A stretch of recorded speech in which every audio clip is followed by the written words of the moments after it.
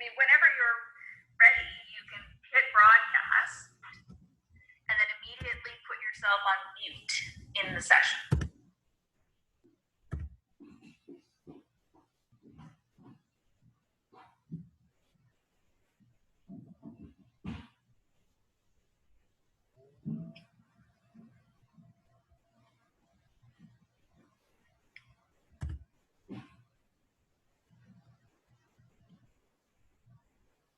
Are you in the webinar window?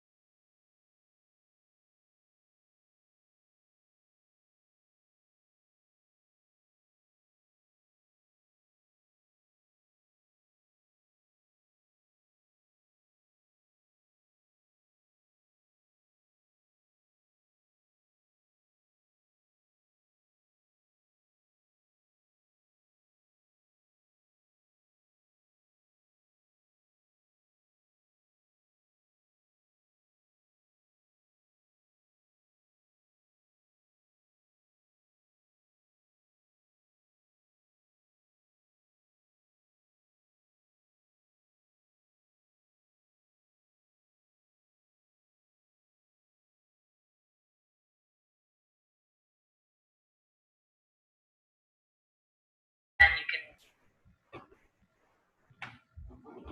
Hello, can people hear me?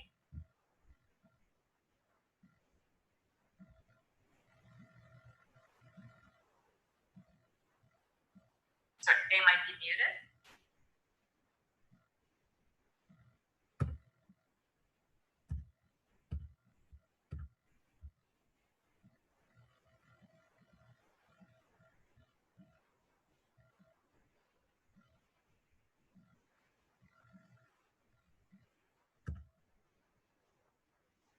Okay, everyone can hear me? Okay, perfect.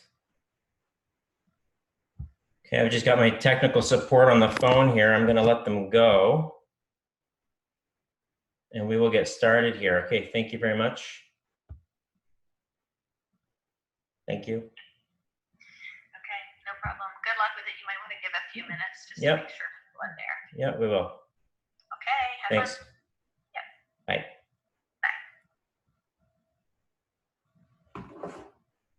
Okay, so we'll give a minute for folks to join in if we're going to have some more.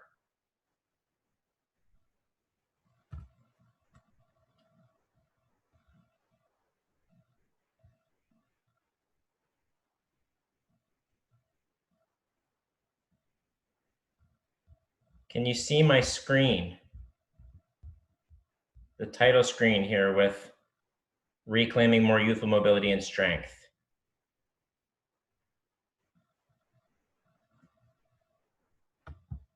Perfect.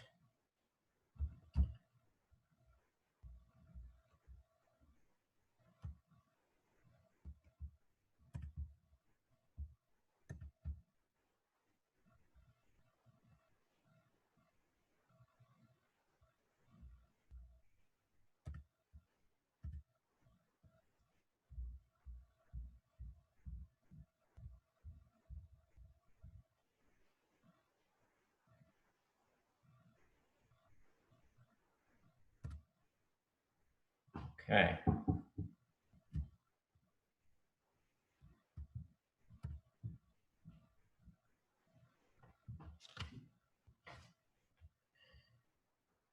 All right.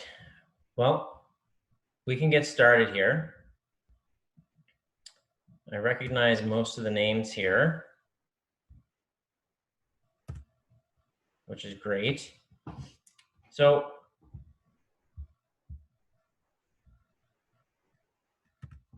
I'll keep checking to see if anyone's posted any questions to the chat. Please, we're going to keep this really informal. Please feel free to, actually, where we have so few folks here, there's 4 of you right now.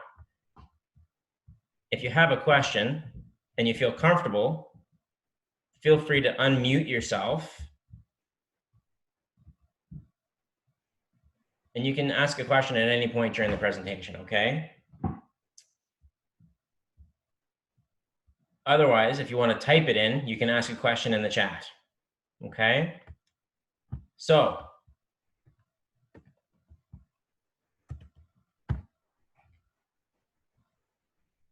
I'm Ryan. I'll get to that in a second, who I am and what I bring to the table here, but this is where I'm practicing now at Choice Health Center in Halifax. We have a clinic location in Dartmouth as well, right off the bridge. Multidisciplinary clinic. This is a list of all the services we offer. And unlike most other clinics I've worked at,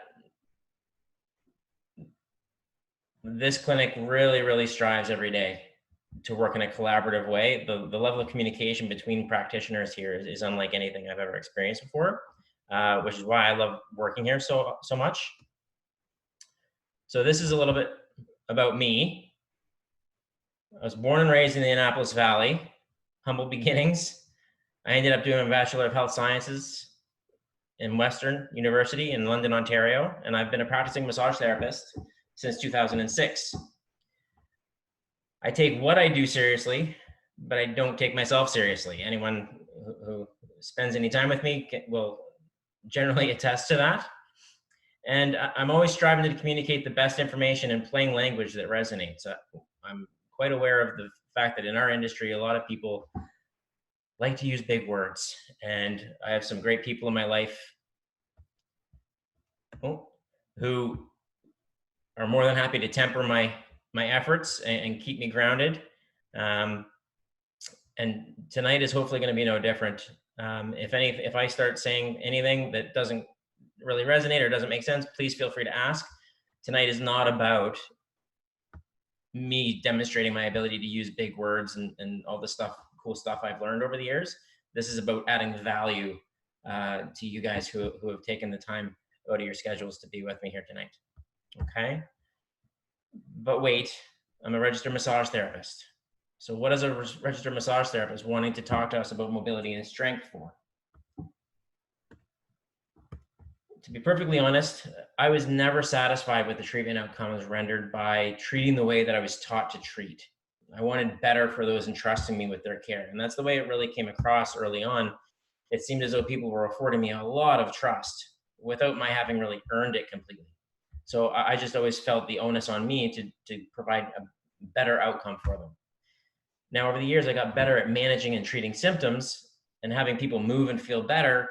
And even at a certain point, really started to notice that they weren't reporting feeling sore for days after, but they weren't actually getting better. It was almost like we were chasing a dog chasing its tail. There were no sustainable changes in their lifestyle and activities and their ability to live the life they wanted. So I've been incredibly fortunate in my career to have been able to travel North America and spend time with some pretty amazing people from all over the world. And the whole idea is to bring these ideas back to Nova Scotia, to work with the people trusting me to see them through their journey. But what does this involve actually? It actually involves helping you refamiliarize yourself with what you can physically do safely. Okay. Purpose of the webinar here is to inform and empower you towards having a more complete understanding of why you might be feeling the way you're feeling, why you might be struggling to improve your physical health, and how you might start generate improvements on your own terms. So I'm hoping to gift attendees with a set of principles and strategies that will enable you to safely explore your own unique experience, your own movement possibilities, your own movement challenges, and that will help you to develop creative solutions specific to your needs. This isn't a one-size-fits-all sort of solution. So with the images of the rope bridges here, the one on the left is meant to depict you're right here, you can see where you want to be.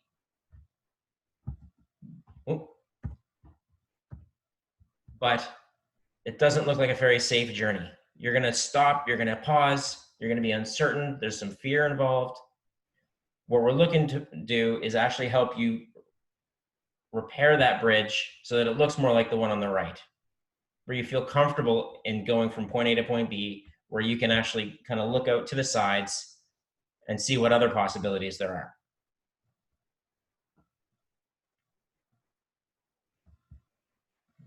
Okay. So, a bit of a disclaimer. What we're going to be talking about, I'm not looking to regurgitate what you've all heard before from every resource on the line, okay? I'm planning on challenging old ways of thinking. We've kind of exhausted a lot of the old approaches to solving people's problems. But at the end of this, we're going to have things left on the table.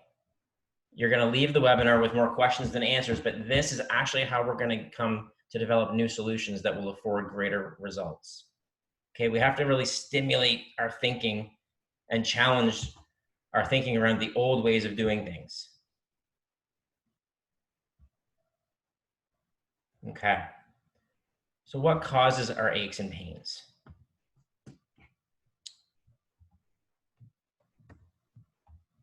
The majority of aches and pains that we feel in our muscles are due to insufficient blood flow. So we're actually not moving enough. Our muscles act like pumps that actually move the blood into and out of the tissues. When we don't do that enough, we end up experiencing aches and pains. So again, we rely on that constant movement. So I have a picture of the instant cold pack that you actually have to massage and break up and move all the stuff all around into all the corners of the cold pack to be able to feel the effect all over. But when we don't move sufficiently in enough different ways, the tissues and the muscles aren't going to receive adequate blood flow. Okay? And this involves them still being asked to do work, but because they aren't getting enough of the good oxygenated, nutrient-rich blood that actually hydrates and lubricates the tissues, it can't sustain our postures. It can't help us repeat tasks and movements, okay? It needs the hydration, lubrication, oxygen, and nutrients, okay, to carry out work. So we've got a drying up riverbed here depicting muscles. They kind of get dry and brittle, and when we load them with work, what we end up feeling are aches and pains. Okay. And over time, if our muscles and tissues aren't getting sufficient blood flow, they're actually going to increase in their stiffness. We're going to feel more tension throughout them in the body and into our joints. And our body's way of letting us know that there's an issue is it creates discomfort and pain. And in fact, that discomfort and pain it increases in accordance to just how dehydrated and lacking our tissues are and all that stuff they need to carry out work. And I often actually think of a piece of Play-Doh. I have 2 children of my own. Pieces of Play-Doh that are left out for too long. It starts to get hard and crusty. You can make that pliable again by gently manipulating it and massaging it. But you have to be a little bit careful. The more brittle it's become, the more aggressive you are, the more it breaks. So you have to be a little bit more thoughtful. We can apply that same idea when our muscles have started to change and shift and stiffen. We have to employ that same idea. Okay, and again, if there are any questions along the way, please feel free to ask. I'm pretty passionate about this stuff, and as many of you know, I can go on undisturbed on my own. So we've got a picture of some grass here that's not been watered. We've got some grass that has been watered. And this is one of my favorite quotes that I like to relay to patients and kind of relate to the body. Bruce Lee saying, "Notice that the stiffest tree is most easily cracked, while the bamboo or willow survives by bending with the wind." This is applicable to our bodies. In fact, there are professional fighters in the world today allocating time, they're devoting training hours to making themselves more nimble because they recognize becoming stiff and hardened, like many fighters have become, they're more susceptible to injuries. Okay?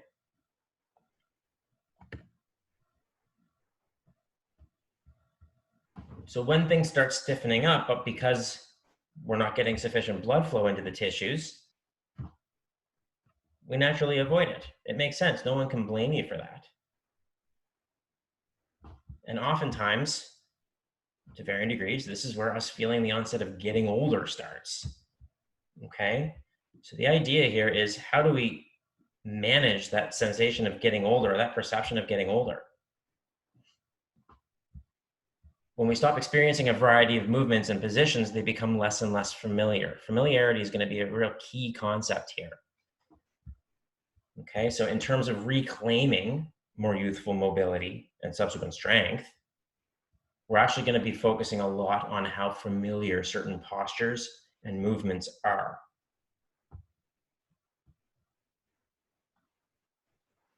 Okay. Now, before I jump into my why here, when people's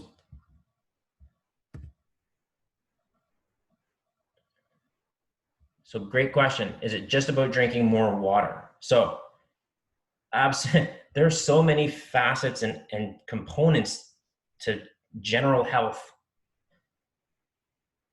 Drinking water, absolutely.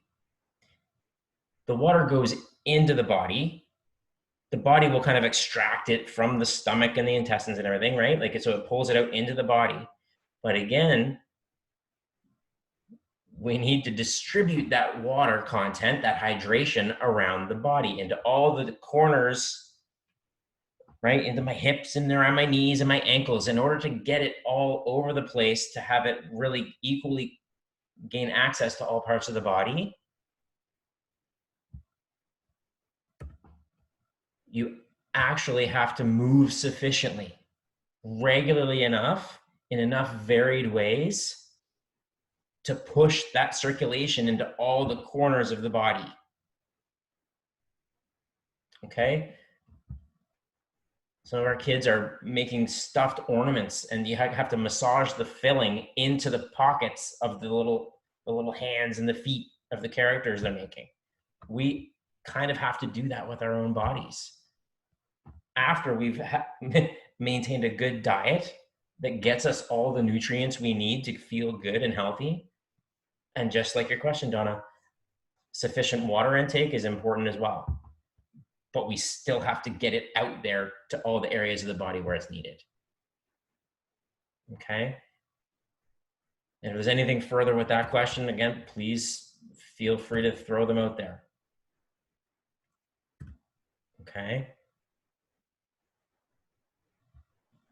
We have a hand raised.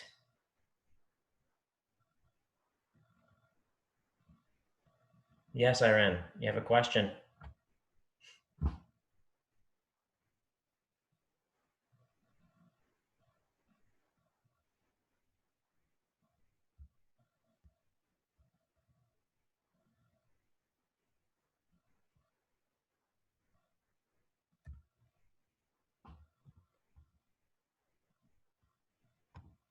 Okay. How much water? Generally speaking, 8 cups a day. So a cup being 250 milliliters. So about 2 liters in total. Now, if you're already really dehydrated, if your body has kind of become stiff all throughout and it's related to not drinking enough water, you can quickly, if you try to go full bore and drink 8 cups a day right out of the gates, you'll end up making yourself feel kind of sick. It has to be a gradual process where you introduce water slowly, where it's not feeling like it's too much. It's making, you're not walking around, you can feel it sloshing around in your belly. Okay. So if you're drinking, I come across people all the time, they drink tea, they drink coffee, they drink juice. And they say, well, isn't there water in those things? Well, okay. But so with them, maybe start with 2 glasses a day for a couple of weeks. Part of it's about building the habit as well, right? So we have all these things to consider in terms of increasing our water intake. But general rule of thumb, depending on your activity level, obviously, as well, is 8 glasses a day. Okay. I hope that answers that question for you, Irene. Again, if I don't sufficiently answer your questions, guys, please hold me to task. Again, like I said, this is not about me powering through the slides. Absolutely, my pleasure. Okay, so when our bodies change and adapt,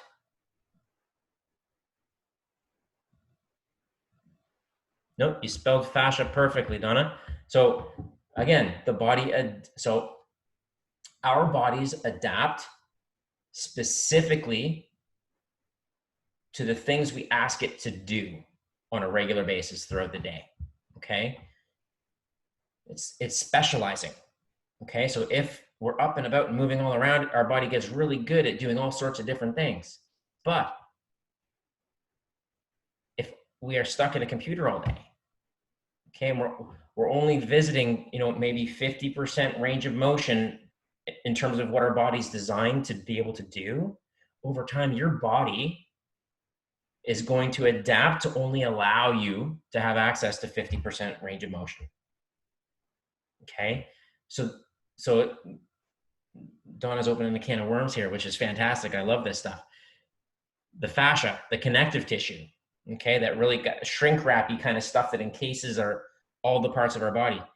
Yes, it absolutely can be dehydrated and become stiff.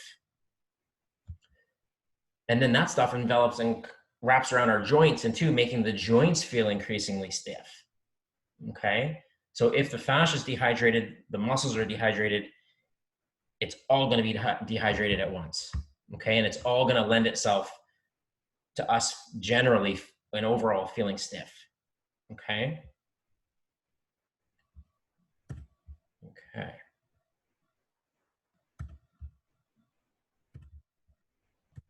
Okay. So what I find with a lot of people And what's really driven me to kind of focus on this type of topic and this part of my career is so many people experience limitations in their ability. They feel like they can't do the same stuff to the same degree. And they come see people like us for help. Unfortunately, a lot of people experience a number of unsuccessful attempts to reach their goal. And while the goal has a value in their mind, every unsuccessful attempt to achieve the goal creates perception of cost. So they're actually, whether they realize it or not, doing a cost benefit analysis in their mind. And at a certain point, so many people end up getting to a point where the cumulative perceived cost actually seems like it's greater than the value of the goal. So what I end up running into a lot is seeing people who have actually come to self-identify by the perceived limitations, what they think they can't do, what they haven't been able to reclaim in the way of abilities. Okay?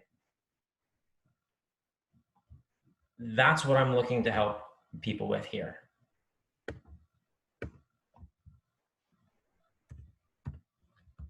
So as a manual therapist, I try to be very forthcoming about this. The limit of what I can do for people, I work on your hardware, your joints, your muscles, soft tissues. I work on them in a session to make them more pliable and supple, okay? But that's your hardware. At the end of the session, I haven't changed the programming of your software or your brain's perception or interpretation of what it thinks you can physically do safely. What we've done is we've created a window of opportunity for you, within which you can then recalibrate, reconnect software and hardware to be able to function differently.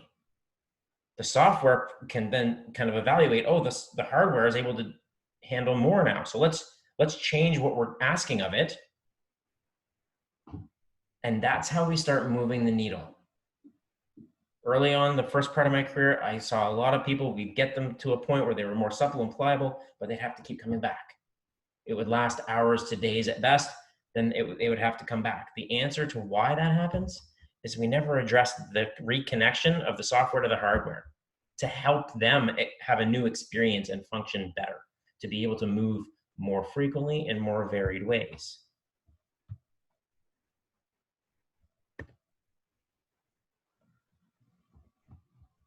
So I had someone who I don't think was able to make it today ask a question specific about stretching. But I want to touch on stretching, foam rolling, and self-massage with sticks and balls and all the other fun gadgets that are out there. You're achieving the exact same thing for yourself. So just like all I'm doing for you in an hour session or whatever it may be, I'm rendering a window of opportunity for you where your tissues and joints are a little more mobile. Unless you reconnect that to the operating system, this is already pre-programmed. It's already still programmed to the tight presentation that was the case before you did anything. So unless you reconnect the two, this is actually going to revert the hardware back to that tight and stiff presentation. Okay, and we're going to get into, okay, but how do I go about doing this? Because that's where I run into problems. That's where I try to do more active things or exercises and I hurt. Okay, that's exactly what we're going to get into. I want to create a sense of context here for everyone, okay?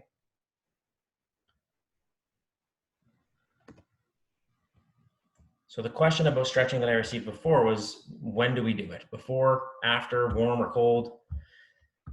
Here's the thing. I wish we could change the name and, just hit reset on stretching. So many people interpret it to mean aggressively lengthen, okay?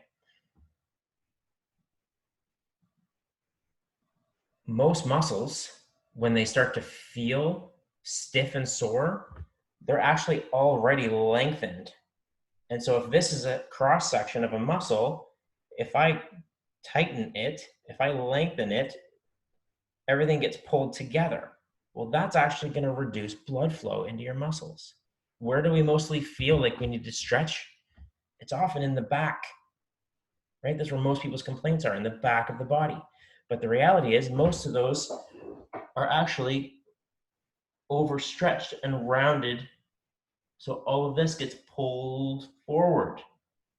Those tissues are already stretched. So when we feel we need to make a change in the tissues, stretching sometimes isn't really going to improve things for us. So we have to start asking some different questions. When someone says, oh, I feel tension, hamstrings is a big example. I feel tension in my hamstrings, okay? I have to ask and say, okay, I'm not disputing whether you feel tension or not. But we have to ask, are you feeling tightness, which means the tissues are shortened, meaning stretching would actually help? Or is it tautness? It's going to create the exact same sensation in your muscles. But if it's already taut, it's already lengthened, and further stretching is actually going to further reduce blood flow. And this is often what's happening when people are stretching and devoting time and effort into stretching, but they're not seeing any changes. Okay?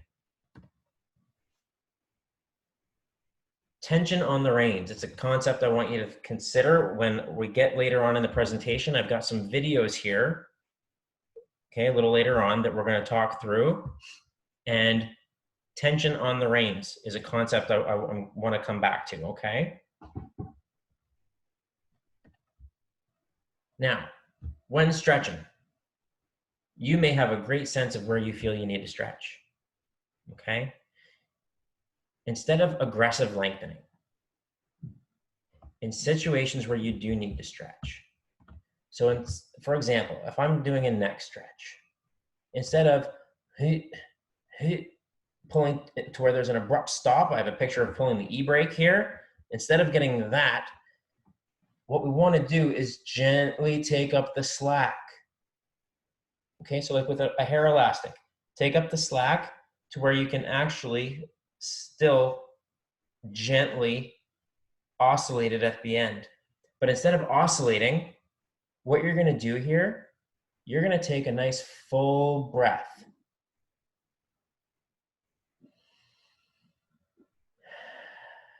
And by virtue of taking up the slack in the tissue, when you breathe, you're actually gently going to tease into the tension barrier. Okay? Now, you have really great control over how much you breathe. So it's going to give you greater control over how much you challenge that tension barrier. Because if you overly aggressively stretch, we just cause things to seize up. Okay?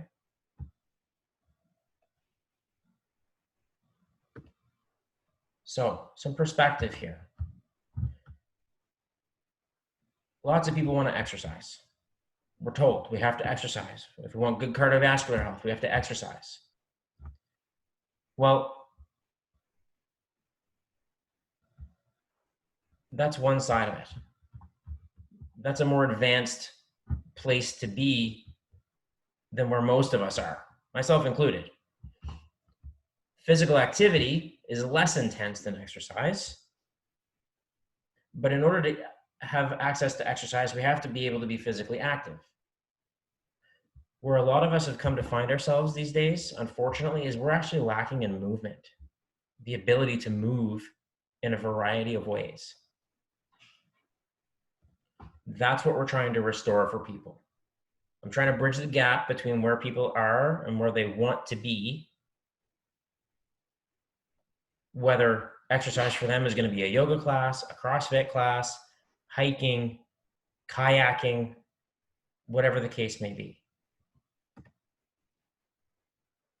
Some additional perspective, movement's supposed to be fun.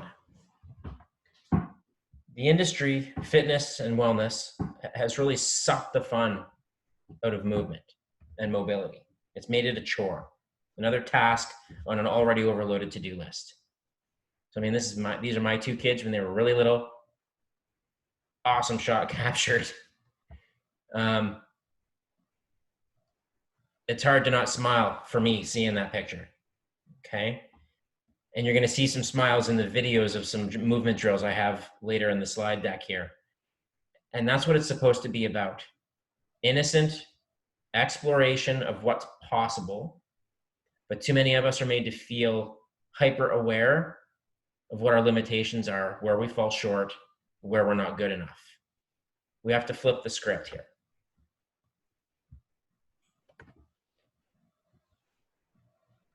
So these concepts apply to both posture and movement. The last webinar done for the clinic was actually done by one of our chiropractors, Dr. Ariel, over at the Dartmouth Clinic. She talked about your best posture is your next posture, meaning there is no single posture in which you're supposed to spend all of your time. The body's just not meant to be in a single position for a great deal of time.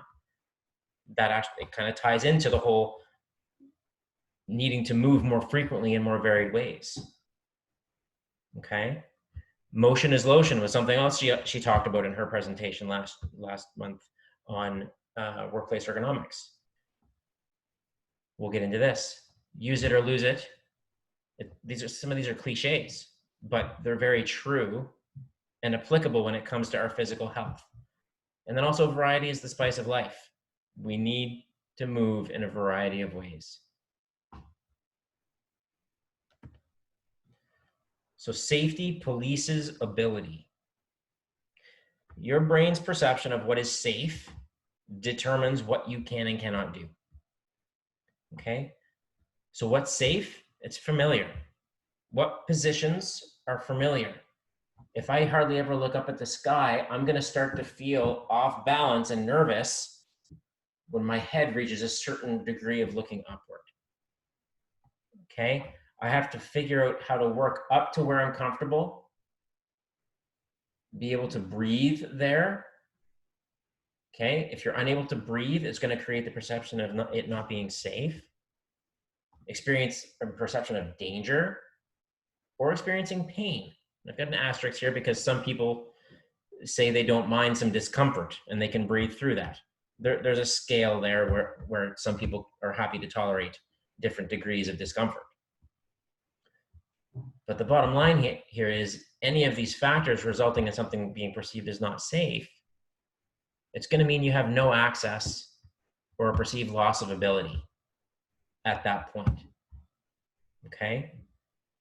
So the idea here is we're going to help you figure out where you can move, what you can do that's pain-free and doesn't hurt and doesn't create a sense of danger or imminent injury. We help you get awesome within that realm. And the funny thing is, progress happens on the other side of that.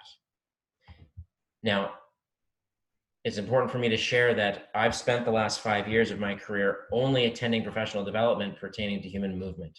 I've not gone to any hands-on massage courses because I see so much value here to be added for people.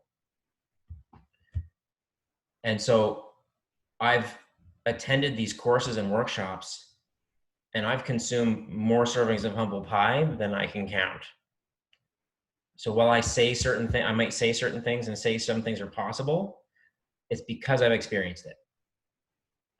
Okay, buying into working at the level that you are, we have to match the level of the ask with the level of ability. Okay, if the level of the ask is up here, the level of ability is down here, it's not going to work out favorably. Okay, and we're letting too many people do that to themselves and unnecessarily come to believe that they're not capable of anything more. Okay, if there are any questions about the safety aspect, feel free. Use it or lose it.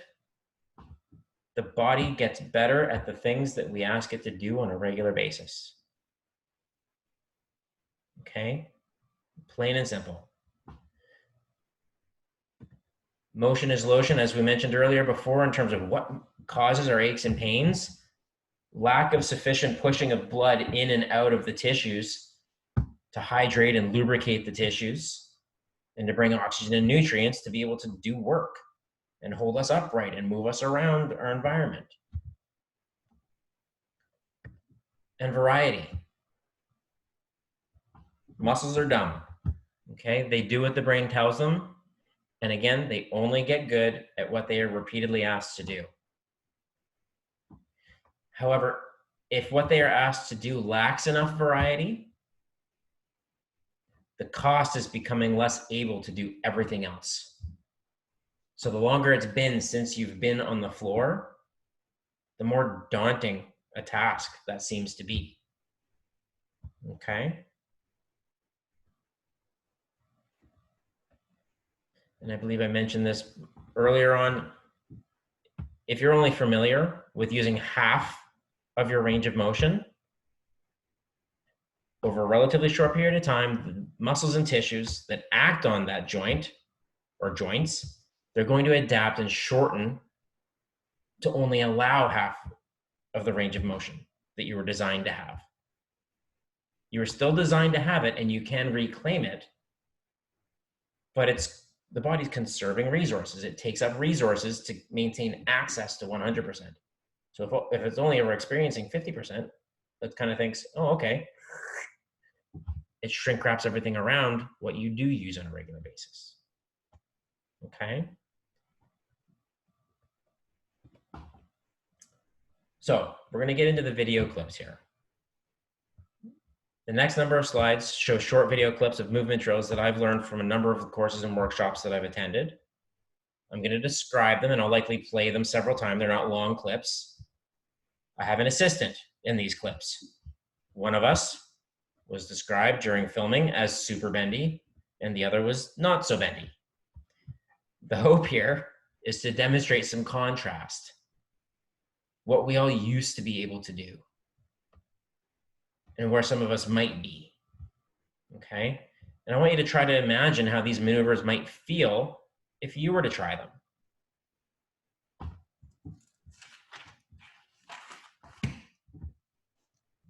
So, the ninja stick. The idea here is to only move when you have to, as fast as you have to, and as far as you have to avoid being made contact with.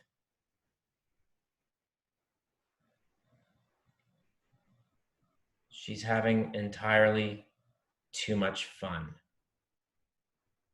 There's too much happiness going on here.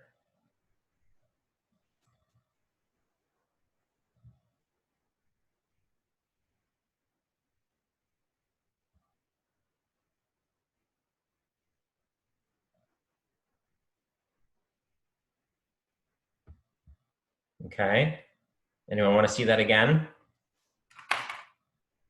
The idea here is I've told her, the rules are her feet are glued to the floor. We've super glued them to the floor.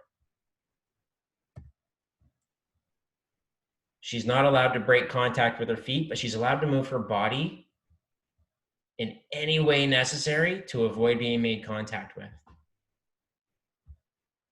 Now, I've done this with people with spinal injuries. I've done this with people who have had knee replacements. I've done this with people who have ankle injuries, okay? I've done this with people who have balance issues. And of course, I adjust how I'm doing it to be kind to them and not push them over the edge and make them fall over. That's not the point. It's to help them explore and experience what they can do. Now, I referenced before tension on the reins. She's having to maintain tension through her feet, into her legs, into her hips, and her back to know how far she can go in any one direction before she has to use another joint and move it to avoid being made contact with. Okay? So the scouring squat. A story about this one, a workshop I was at, a lady was struggling with squats. It was hurting her knees. When she squatted, she actually looked like an elevator free falling in an elevator shaft, no control. So the instructor said, okay, we're gonna help you out here. But what you just showed us would be, the course was in Boulder, Colorado. So a common topic of conversation was rock climbing. So the instructor said, what you just showed us would be like if I were lowering you from one rock ledge to another downward, I would just be saying, okay, you go ahead and jump, and I'll just catch you when the rope gets tight. Well, that's silly. You would never do that. So why would we do that to ourselves? So they had her go through a drill similar to this.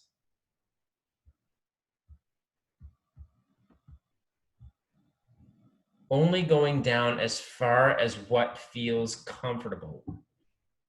When you've got that tension on the reins and you go downward, we're not trying to say you have to go to a certain depth. When you get to a certain point, you're actually going to have this idea, this intuitive idea of thinking, I feel like if I go another half inch further, that's going to feel unpleasant. So if that's the case, don't, but also don't retreat. What you need to do is show your body and nervous system that you're actually safe at that depth. And it starts to realize, wow, that part of that joint hasn't seen that part of that bone hasn't seen that part of that bone in a long time. And that feels good because now circulation is now moving through different areas of the joints and the tissues.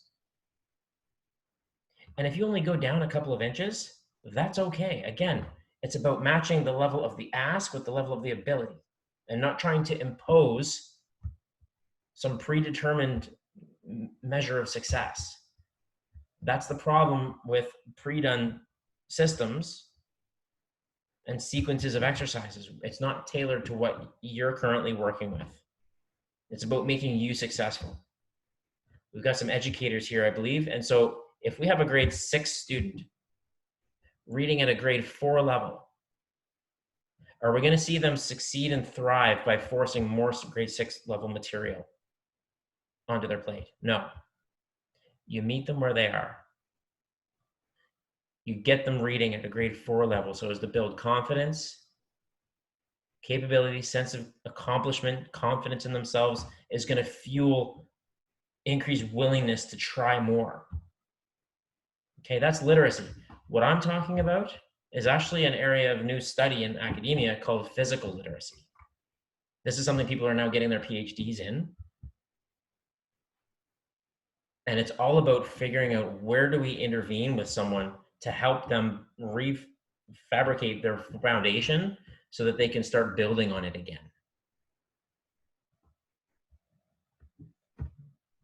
Down up. So this is where some nerves start coming into play. People start getting nervous and wondering, oh my gosh, how is this going to work? There's no set of rules here.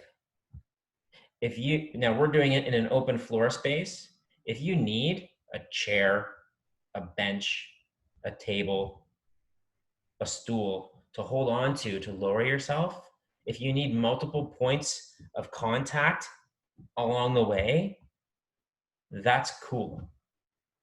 The idea here is the fact that it's a struggle to do it right now doesn't mean that you won't be able to do it. It means that you haven't given yourself enough tries, because after every try, no matter how good or bad it feels, as long as you do it safely, the brain will actually start making adjustments to try to have it be more successful the next time. The fact that you can't do it in a way where you feel confident in your abilities is actually only indicative that you haven't done enough tries. This is something called growth mindset. Okay, they've done research in this where there are people who, unfortunately, and we all have areas like this where we have a fixed mindset or a growth mindset. A fixed mindset, you believe that your knowledge and skill is born. It is the way it is.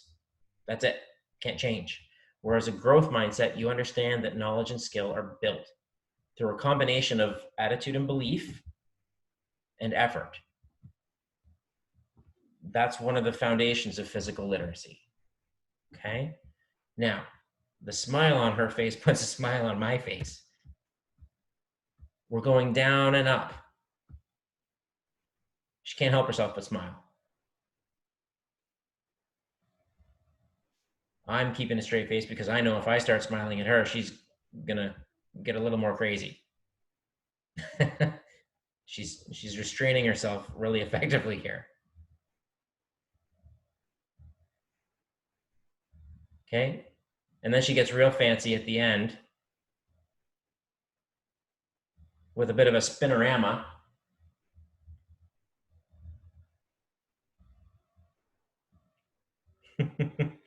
okay? Now, once you're down on the floor, and you can do this on your bed, you don't have to get on the floor. You can do it on a surface where you feel safe and stable. Just baby rocking, gently opening and closing joints.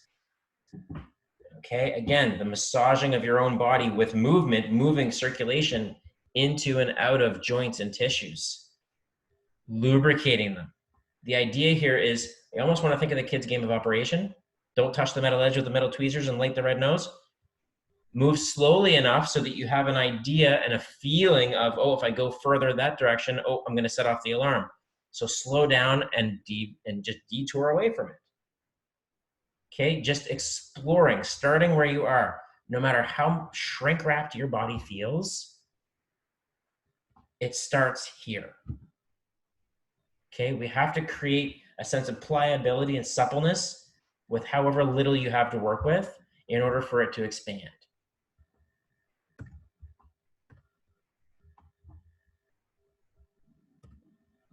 Crawling, this one's a little more advanced.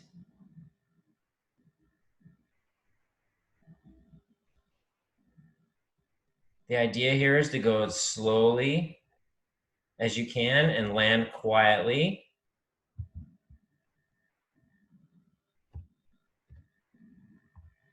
This one, a little more challenging. This one involves, we're moving the spine, we're loading our shoulders and our hands and wrists. We're having to move our hips around in a spiral fashion. We're having to use our feet to push ourselves up and over. This ties everything together through the whole body. Okay, it's not about just stretching a muscle or a joint.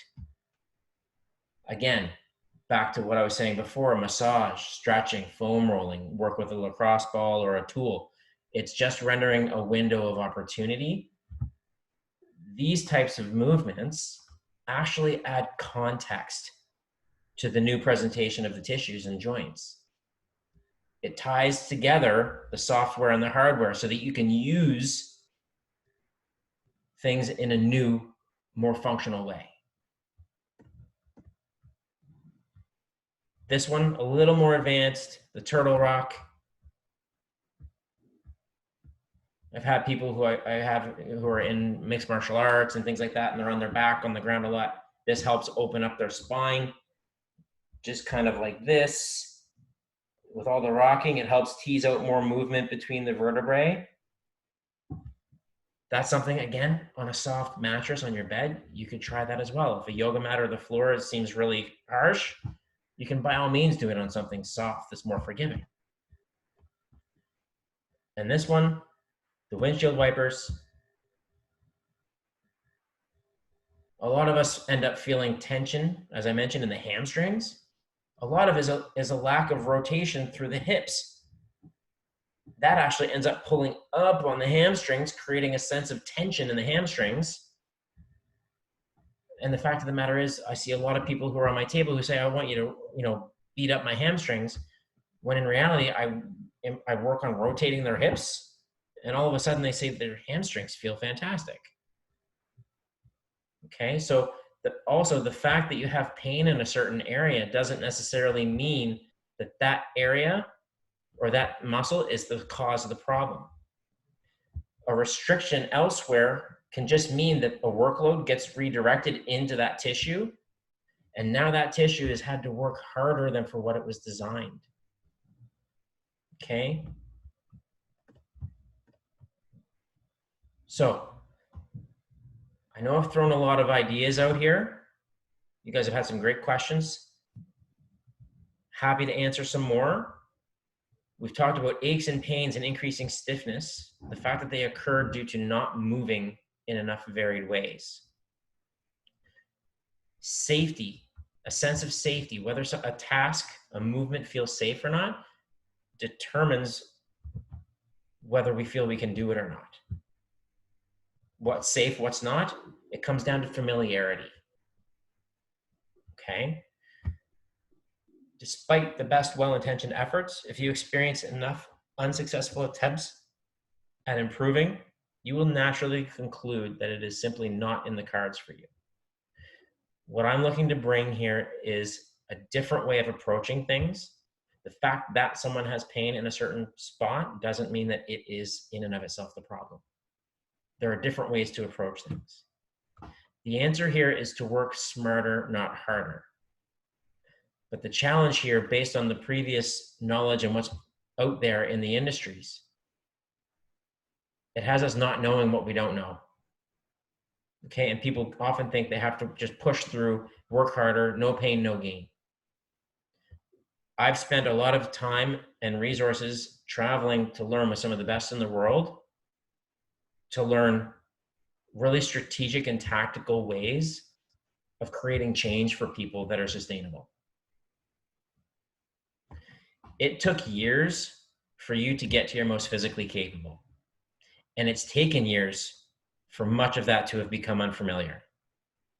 We need to be kinder to ourselves and give ourselves a little bit of time to experience changes. It took time for our bodies to become unfamiliar with things and for us to come to believe and think that we can't do more. So we've got a specific question about spinal stenosis, okay, or a narrowing of the canal that houses the spinal cord, okay. Blindly in and of themselves, I would want to give someone who has that diagnosis, spinal stenosis, some coaching, some cueing, some words, some verbiage to operate with. Again, this is about creating principles for people. If people are following tension on the reins, and similar to a tin can telephone I ran, I know I have analogies all over the place. I was tempered. I only had one quote in here. I have a bit of a quote problem, I'm told. But tension on the reins, just like a tin can telephone, the tension on the string is what's communicative. The lady at the course who was told, like the scouring squat, create tension through your body and let that govern how far you go. It's going to create a perception of safety and danger. Okay, it's going to help you distinguish between the two. If someone's employing the tension on the reins kind of an idea, they're making sure they can breathe throughout, they're not experiencing pain. The other thing is, if they move slower, they can make these movements safe for themselves. Okay, but I would want to be able to have that conversation with someone, not necessarily even in a session. If they were to email and ask questions, we could get on a call with them kind of thing. But just to have them playfully explore it. They may need to move certain joints more than others, depending on how the degree of the changes in their spine with that diagnosis. They may find they need to use more ankles, knees, hips. They may need to support themselves more with the upper body until they get the strength and mobility through the lower body. Okay? The idea is to have people figure out solutions for themselves, only moving as big and as fast as what they feel confident controlling. Okay?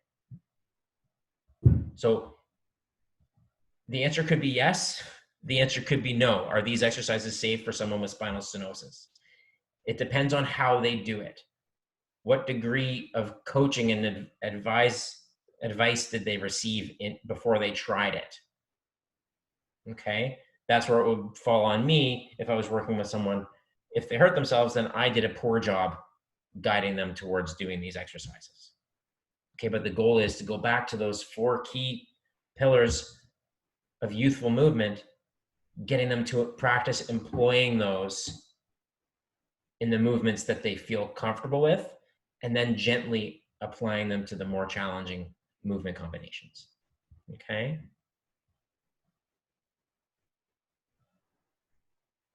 Nope, that sounds great. Happy to field any more specific questions there, Aaron. Absolutely. Okay. Now, where are we here? Okay. So we need to think of reclaiming more youthful mobility and strength as being a simple process. It's a long game that really just involves refamiliarizing yourself with your body. Expecting myself to be able to set this webinar up without the help of people when I'm completely unfamiliar with this level of technology, you know, it was a little rough getting started. I wasn't sure if it was working or not. Thankfully, you guys were letting me know, yes, we can hear you. Okay. It's going to be a process. There is no one size fits all solution that will work for many. Lots of the solutions out there will work for a few. The challenge here is there's almost an infinite number of there's an infinite number of sets of problems for each individual. So what's going to serve them better is giving them a set of principles and means to govern their own exploration of what they can and cannot do, so as to get better at what they can do, which will actually bleed into allowing them and affording them the ability to do more. Solutions need to be developed through thoughtful trial and error. Thoughtful, not fast, not through rote repetition of reps and sets. We need to pay attention to the quality of the repetition, the quality of the movement and the exercise. This is how we became capable. I was asked at a course once, who taught you to walk? And just not even thinking, I said, my parents. And they said, no, they didn't. They may have encouraged you and guided you along the way. You taught yourself how to walk, which is fairly outrageous and phenomenal when you think about it. We haven't lost the ability to reclaim more youthful mobility and strength, more youthful abilities. As we age, as we dehydrate, the rules of the game, the degree of engagement and intensity with which we engage, that's what changed. We have to respond in kind to how our body is telling us, or what our body is telling us is happy doing and tolerating. Okay, we have to change our thinking a little bit around this. This is just a little image depicting fixed mindset, growth mindset. Okay. Fixed mindset, it's all locked in. We got what we got. Growth mindset, keep watering it, keep putting in effort. It's going to get better with more effort and time and belief. We have to be willing to learn like a scientist. Care about outcomes, but focus on the process. Take the results seriously, but not personally. Focus on getting better, not just looking good. You are the scientist, not the experiment. We have to be willing to start, struggle, fail, fix, and learn, and repeat. We can do that. We can do it safely. And with consistency, you're going to start to see change happen. So I want to thank everybody so much for spending this time with me. This is my first one of these. I hope to refine the process and get better at this. As many of you know, I can talk about this for quite a period of time. And so I'd love to be able to share more at time in the future. If there are any further questions, please feel free to pop them in there. Thanks very much, Erin. Appreciate it. Absolutely, Donna. My pleasure.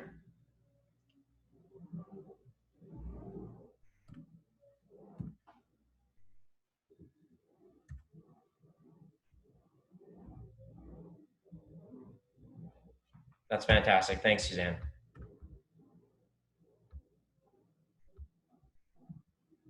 Okay.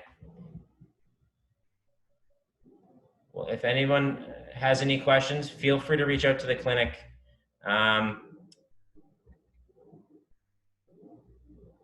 If you don't have my contact information and you'd like it, you can shoot me a message here in the chat. I'll be on here for another minute or two. Otherwise, thank you again. Very much appreciated, guys. I enjoyed doing this. Have a great night, everyone.